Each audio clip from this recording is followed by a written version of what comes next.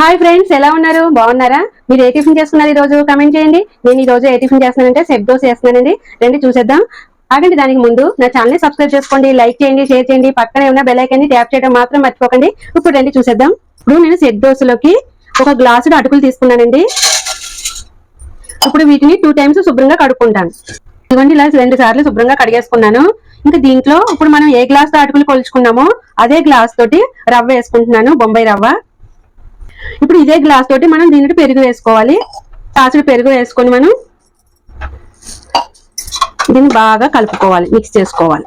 ఇలాగా మొత్తం నలుపుకుంటూ బాగా కలుపుకొని ఒక 10 నిమిషాలు పక్కన పెట్టుకోవాలి. ఇప్పుడు నేను దోశలోకి చట్నీ చేస్తున్నానండి. పల్లీలు కొబ్బరి వేసి అందులోకి నేను కొబ్బరి పైన పెచ్చినది ఇలాగా తీసేసుకున్నాను. అంతా వైట్ గా ఉంది. నాకు అది ఉంటే నాకు నచ్చదు అనమాట. చట్నీ టేస్ట్ మార్చేస్తుంది. అందుకని పైన అంతా తొక్క తీసుకుని ఇలాగ అన్ని ముక్కల కింద చేసుకున్నాను. అందులోకి ఒక 5 పచ్చిమిర్చి, 5 ఎండుమిర్చి 2 మిక్స్ చేసి వేస్తున్నానండి, టేస్ట్ బాగుంటుందని. ఎల్లుల్లిపాయ కూడా వేసుకుంటున్నాను. ఇగో పల్లీలు. ఇప్పుడు ఇవన్నీ వేయించుకుందాం. మనం ఇప్పుడు మూకుడు పెట్టుకుని ఆయిల్ వేసుకున్నానండి. ఇందులో పల్లీలు, పచ్చిమిర్చి, మిర్చి, వెల్లుల్లిపాయలు ఇవన్నీ కలిపి వేయించుకుంటాను. కొంచెం జీలకర్ర కూడా వేసుకుంటున్నాను. ఇప్పుడు ఇవి వేగిపోయినాయండి. మనం కాసేపు చల్లారిన తర్వాత మిక్సీ పట్టేసుకుంటాను. ఇప్పుడు నేను చట్నీ కోసం కొబ్బరి ముక్కలు వేసుకుంటున్నానండి. ఇది కొంచెం ముందు మెత్తగా బరకగా ఆడుకుంటాను.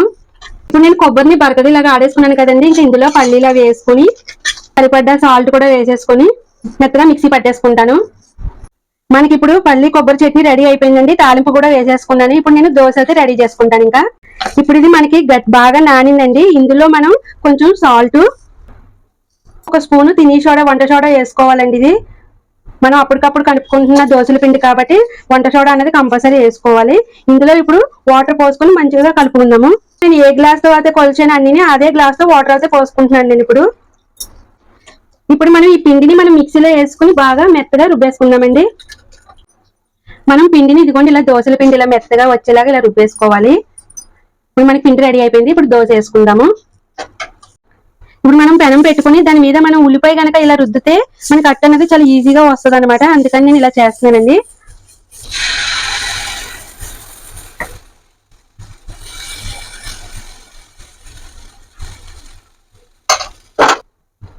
ఇప్పుడు మనం దోశ ఇలా వేసుకున్నాం కదండి. కొంచెం చుట్టూ ఒక స్పూన్ ఆయిల్ అలా వేసుకుని ఇలా మూత పెట్టేసుకోవాలి.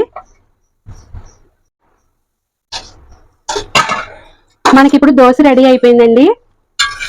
చాలా ఈజీగా చాలా బాగా వస్తుంది కదా. ఇదిగో పైన కూడా చాలా హోల్స్ కింద వచ్చి ఎంత బాగా మగ్గిందో చూడండి. మనం ఇప్పుడు ఇలా అన్ని దోశలు వేసేసుకోవాలి. ఇప్పుడు నేను దోశలు వేసాను, చట్నీ చేసాను, 2 రెడీ అయిపోయినాయి. చూడండి ఎంత బాగా వచ్చినాయో. ఒక పక్కన మంచిగా బ్రౌన్ కలర్ లో ఇలా కాలుతూ ఇలా హోల్స్ వచ్చి మంచి స్మూత్ గా స్పాంజీలా ఉన్నాయి. పల్లీ చట్నీ కూడా మనకి రెడీగా ఉంది. ఇప్పుడు నేను టేస్ట్ చేసి చెప్తాను ఎలా ఉందో.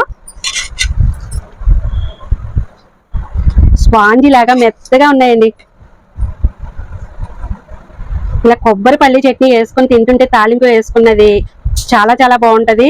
పైగా మనకి ఇలా ఎండుమిర్చిలో వచ్చిన ఆయిల్ ఉంటుంది చూడండి, అది ఇలా పిండుకొని మనం తింటుంటే ఆ టేస్ట్ సూపర్ ఉంటదండి. ఇక చూసారా, చట్నీ నాకు ఎక్కువ కావాలి, నేను ఎక్కువగా తింటాను. అది లేకపోతే నాకు నచ్చదు.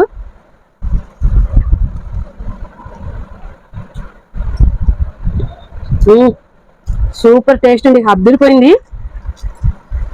చాలా బాగుంది, స్మూత్ గా అలా దిగిపోతున్నాయి అంతే. మీరు కూడా ట్రై చేయండి. నేను చెప్పిన విధంగా, నేను చెప్పిన కొలతలతోటి మీరు ట్రై చేసి ఎలా ఉందో నాకు కమెంట్ చేయండి. తప్పనిసరిగా నన్ను సపోర్ట్ చేసి నా ఛానల్ సబ్స్క్రైబ్ చేసుకోండి.